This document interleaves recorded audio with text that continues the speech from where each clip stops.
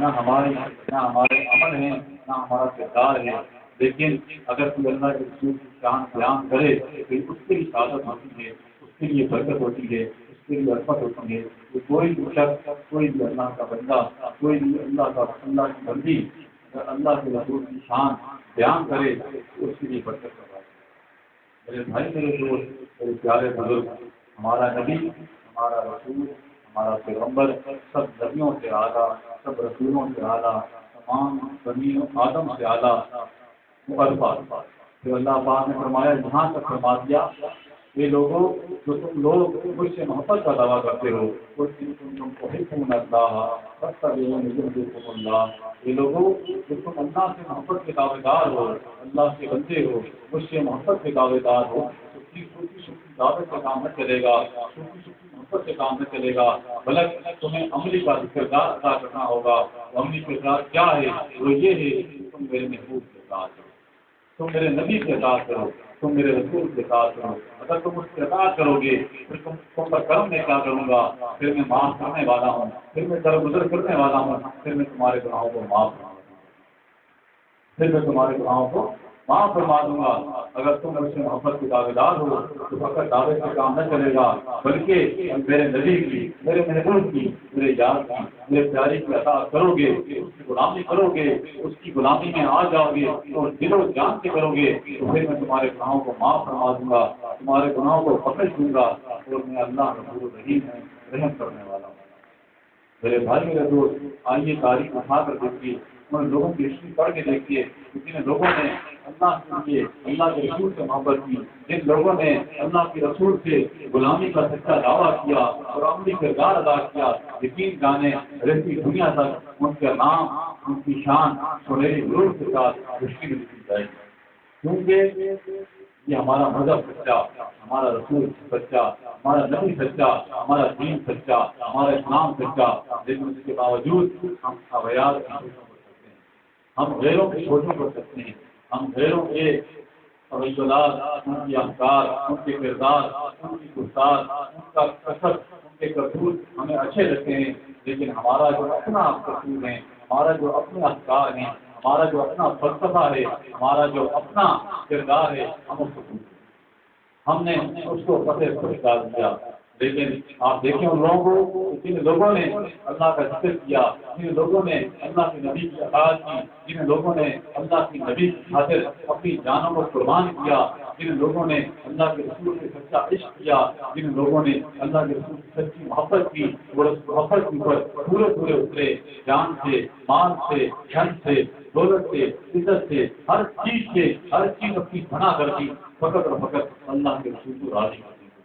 کیونکہ اللہ کے رسول کی رضا میں اللہ کی رضا ہے اور اللہ کی رضا میں اللہ کے رسول کی رضا ہے۔ میرے بھائی، میرے دوست، حضرت عمر فاروق رضی اللہ تعالیٰ عنہ، آپ کے بارے میں آتا ہے کہ آپ مسجد نبوی میں بیٹھ کر اللہ کا ذکر کر رہے تھے،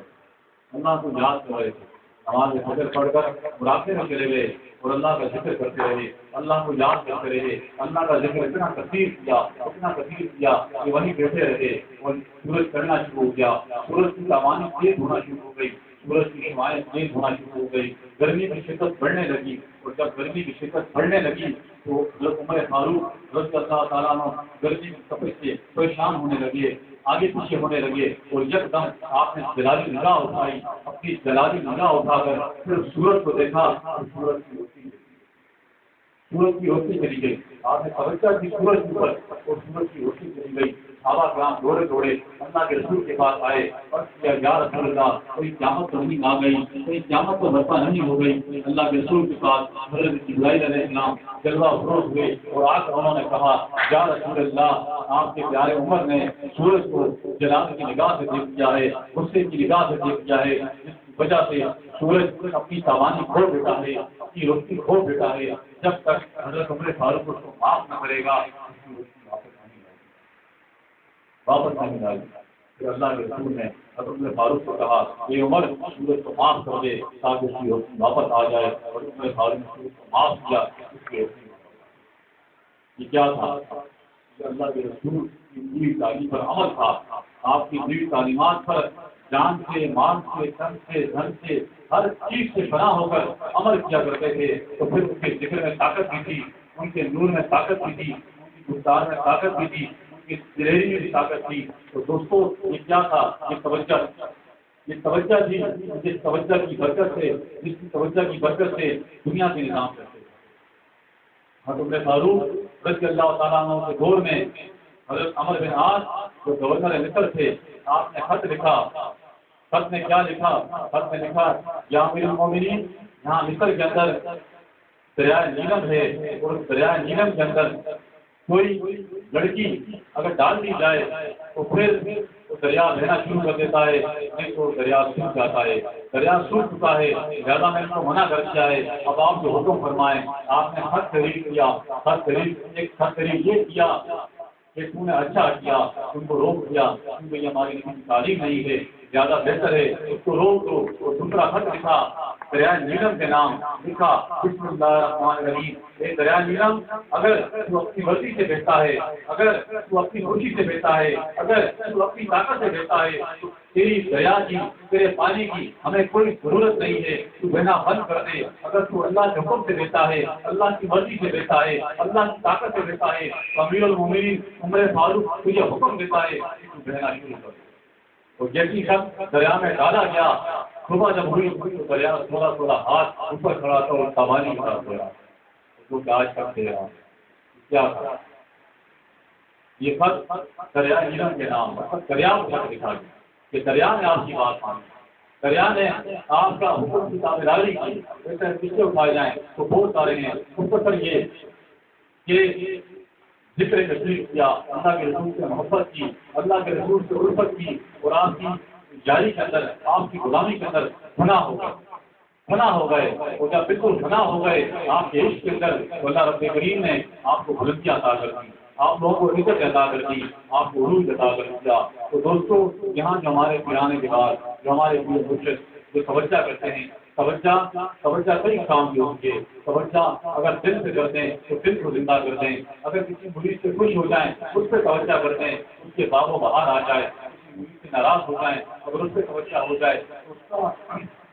معاملات خراب ہو جانے لگتے ہیں۔ تو دوستو ہم کرنے کا مقصد یہ ہے کہ اپنے مرشد سے پیار کریں، کیونکہ رسول اللہ کے نائب، یہ نائب رسول ہیں۔ ظاہری طور پر ہمارے درمیان اللہ کے رسول موجود نہیں، لیکن ظاہری طور پر ان کے نائبین، ان کے پیارے، ان کے غلام، جن لوگوں نے اپنی زندگی وقت جس ہستی نے اپنی زندگی کو وقت کیا ہوا ہے اللہ کے رسول کی غلامی میں، اللہ کے نبی کے عشق میں، اللہ کے نبی کی محبت میں، اور ان کا چلنا پھرنا، ان کا اٹھنا بیٹھنا، ان کا کھانا پینا، ان کا بات چیت کرنا، ان کا محفل سجانا سنت کے مطابق، سنت رسول کے مطابق ہے، عشق رسول کے مطابق ہے۔ دوستو ہمیں کیا چاہیے کہ ہم صرف فنا سے شیخ ہو جائیں۔ جب فنا سے شیخ ہو جائیں گے تو فنا سے رسول کا مقام ملے گا، اور جب فنا سے رسول ہو جائیں گے تو پھر فنا سے اللہ کا مقام ملے گا۔ لیکن سب سے پہلے فنا سے شیخ ہونا پڑتا ہے، اپنی شیخ کی اداؤں کو اپنانا پڑتا ہے، اپنی شیخ کی حکم کو اپنانا پڑتا ہے، اپنی شیخ کی ہر ادا کو دیکھنا پڑتا ہے، ان کی ادائیں، ان کی گفتگو، ان کا ناز، ان کا انداز اپنے نہیں ہوتے، بلکہ اللہ کے رسول کی تابعداری میں اللہ کے رسول کے ماتحت ہوتے ہیں۔ اس لیے جب ہم ان اداؤں کو اپنائیں گے، ان کی خوشی کو اپنی خوشی سمجھیں گے، ان کی مرضی کو اپنی مرضی سمجھیں گے، جب اپنی مرضی ان کی تابعداری میں کر دیں گے، جب اپنی مرضی کو ان کے ماتحت کر دیں گے، جب ان کی مرضی پر چلیں گے، خدا کی قسم دنیا بھی سنور جائے گی اور آخرت بھی سنور جائے گی، اسی میں کامیابی ہے۔